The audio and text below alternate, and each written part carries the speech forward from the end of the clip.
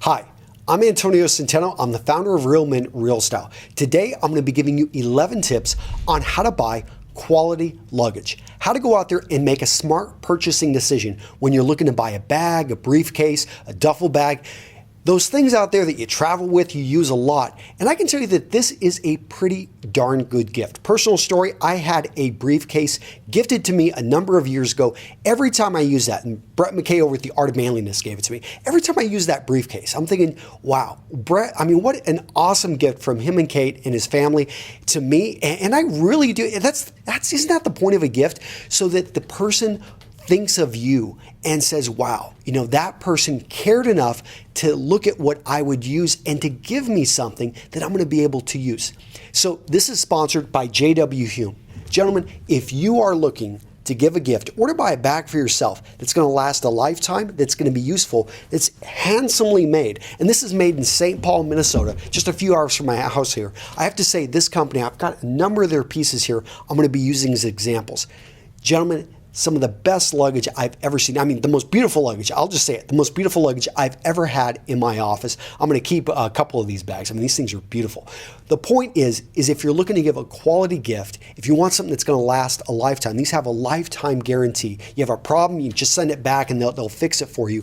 You want something that you're going to get compliments on, or the person you give it to is going to have people say, wow, where did you get that? And every time they think about that, they're going to think about you. Isn't that pretty cool? All right, so let's get into the 11 tips. The 11 tips are, and I'm going to go through these quick. I have a support article. It's going to be at Real Men Real Style. I'm going to link to it down below. But the 11 tips, let me get into them. Number one is buy the right bag for the right occasion. I know that sounds simple, but so many times, guy's in a hurry. He's out there purchasing things. He says, okay, this is good enough. I'm going to go with this. Unfortunately, if you buy the wrong bag, you're going to end up either overstuffing it.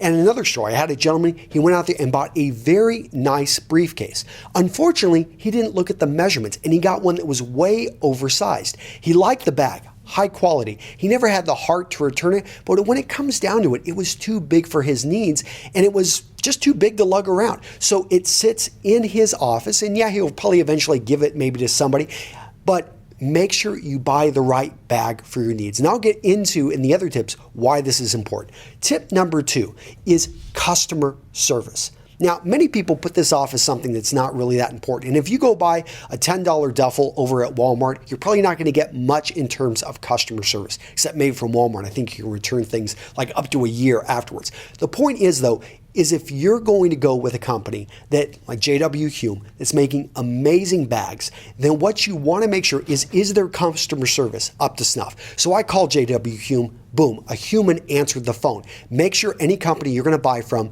that somebody actually picks up the phone, or at least they have an email that they get back to you in a reasonable amount of time. In addition, how long have they been in business? J.W. Hume, they were making bags and tents during World War I. They've been in business since 1905. Now, I'm not saying a company has to be in business 100 years for you to want to work with them, but make sure they've been around long enough that they're not just going to disappear. I mean, I really like some of the companies I'm seeing on Kickstarter. One of the problems is that, hey, are they really going to follow through? Are they going to be around in a year? Are they just going to take your money and run? So be careful of things like that.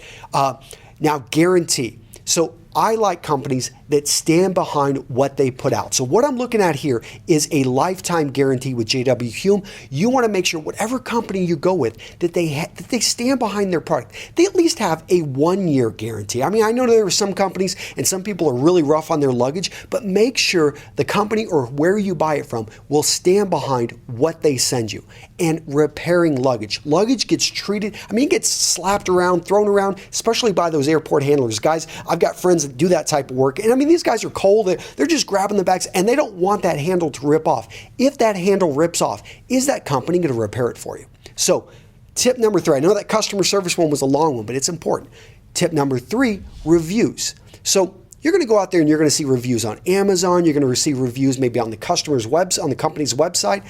Take reviews with a grain of salt, because there was a study done at Yale, and they looked at, okay, how does a 1-star review affect us versus a 5-star? And I'm assuming that 5 is the highest. The thing is they're not 1 for 1. It often takes 5 or more 5 stars to offset a single 1-star. But I've seen people tear up a company just because, of some third party that was delivering it. The UPS man got lost and delivered it to the wrong house. So I'm giving the company a 1-star. Make sure to read the reviews and understand that reviews are left usually by people that are either extremely upset, normally by people that are extremely upset, or people that are just blown away by the service. Oftentimes people in the middle, which is most of us, we're just not going to leave reviews. So take it with a grain of salt and try to realize you're going to be biased towards negative reviews. Instead, try to look for the positive and see if it's a good deal based off of all the other tips I'm getting into. So tip number 4, country of manufacture. Guys, J.W. Hume, made in the United States. Now that doesn't necessarily mean it's the best in the world. I'm an American. I love my country, but Germans and Soligen, if you go to that city right there, they're making some of the finest, cutlery and manicure sets. But the point is sometimes people see, oh, it's made in China. I'm going to discount it. That is BS, because if you go over there and you actually look at some of these factories that are being run in China, amazing. I've seen, and I know that companies, very high-end Italian companies, are sending over their best tailors to actually supervise what's going over in China with some of their manufacturing. However, what you should pay attention to is, are they actually managing that? And are true artists actually working with the product? At J.W. Hume, one thing I really like about is they share actually the stories of the artisans they're using. So pay attention to that and be able to make an informed decision. 50 years ago, Japan, it was considered junk, anything coming out of Japan. Nowadays, we consider it one of the top manufacturing locations in the world. So understand that shifts and that changes. Number 5, weight. And number 6, size. I'm going to kind of put those together, but weight and size, they're different, but both are important. So you want to make sure that the weight is, and let me go ahead and bring up an example. So this is one of their, this is their rolling suitcase at J.W. Hume. So understand that, I really like the telescopic handle and the wheels that you've got with a rolling suitcase, but understand this adds a couple of pounds. So if you're just going to be doing a one-night overnight traveling, that's perfectly fine. You may not need to put a whole lot in there, and you can afford 5 to 10% of your actual weight that you're allowed to take on is taken by the luggage. However, if you want to go with something that has a lot more room and doesn't have that, then look at a duffel. Duffel, even this one by J.W. Hume, is relatively light because it doesn't have all of those other, doesn't have the telescopic handle, doesn't have the wheels. Again, this gets back to point number 1, buy the right bag for what you need. Obviously, if you have a health condition, if you can't be lugging around a 30-pound bag through an airport, you're not just strong enough to do that, then of course you want to go for something that's going to be wheeled and easy to move around. But understand, you're sacrificing some of the stuff that you'll be able to take because of the weight. There are weight restrictions. Pay attention to that. I've heard of airports, even on the carry-on, charging people right on the spot. The airlines, they're trying to make extra money. I've heard about this with especially people that are over in, I've heard about, in New Zealand, Australia, and here in the United States. They're really, clapping down on that. Now the size. I'm in the article going to give you more details on the size. It's going to go, that changes a bit, and I want to check with the latest restrictions. Depends on country to country. My advice is to go with the smallest bag that you feel comfortable with. The reason being, think of it like a plate. If you have a small plate and you fill it up, you're going to feel full after eating it. If you have a big plate, you fill it up, you're going to try to eat everything, and you're going to have the same effect. They've shown this again and again in studies. It's the same thing. If you've got smaller bags on average, you're going to find a way to get what you need in that bag, and you're going to pack lighter. So that's my advice on size. Now let's get to material. So normally bags, and that's point number 7, material, we're going to see leather, nylon, ballistic nylon, plastic, metal. There are 2 types of bags normally seen out there: hard cover and soft cover bags. Now, all the ones I have here are leather, and there's a reason why leather, they used to use leather in armor. They still do in some parts of the world. Leather is tough, leather is durable. Leather is specifically, it's evolved by nature, its skin, it's made to be tough and protective. However, leather can be expensive. Because of that, we've got man-made materials like nylon, ballistic nylon, which is basically nylon reinforced and made a lot thicker, and it's exponentially stronger.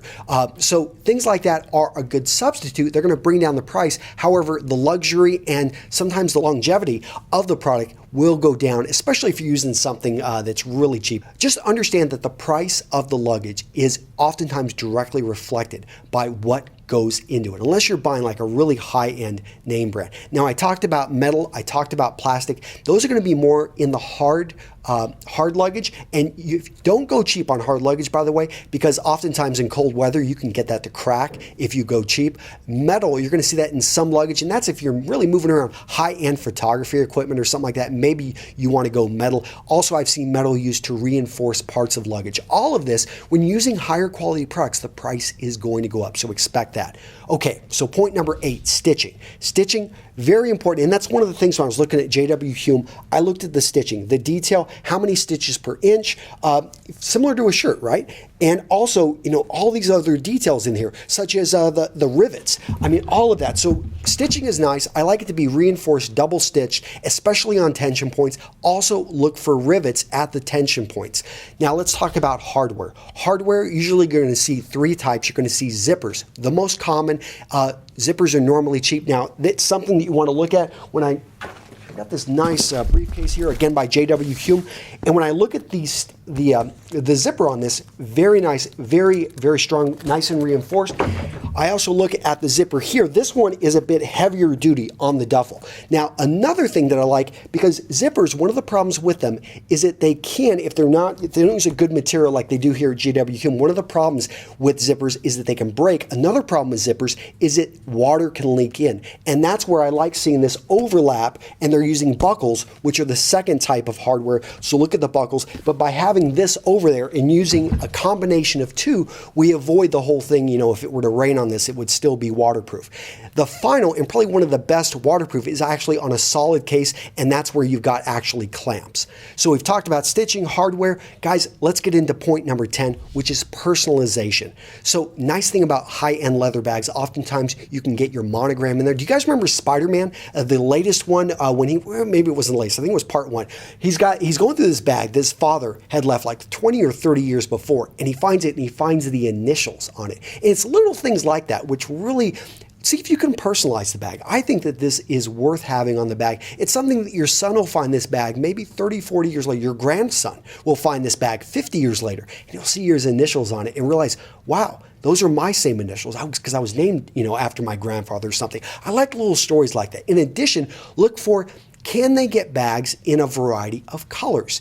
Some people I know have chosen very bright colored luggage because they want to stand out, especially, if they don't want their stuff to get lost. Okay, so the final thing I'm going to recommend you look at when you're buying a quality piece of luggage is price.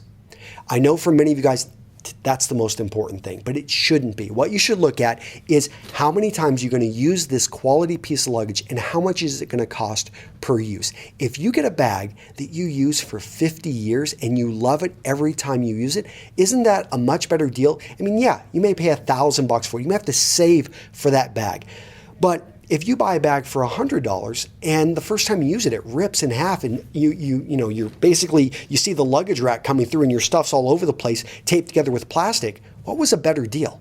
Or if you buy a bag, so pay attention to quality. It is important. I think, when you're traveling, I've had people stop me in hotel lobbies, ask, where did you get that bag? Or, that looks really good. They start a conversation.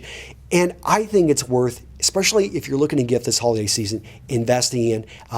Now, take care of it. And if you are traveling airlines, I've actually heard a few people talk about how they've never had high quality luggage stolen. Now, these people weren't maybe traveling to areas that are a little bit unsecure. I personally find most airports are pretty darn secure, so I haven't had any issues losing any of my luggage as well. But I know you guys will leave me comments down below of how many of you guys have lost luggage. And the last thing I'm going to say, guys, go check out JW Hume, their catalog. You can get it for free. Go to their website. I'll link to it down below. This catalog is for 50 pages long. I look at it as, leather luggage porn. Just go through it. Check it out. An amazing company. I really like them. Just a few hours from me, and happy to support them. Take care, guys. I'll see you in the next video. Bye-bye.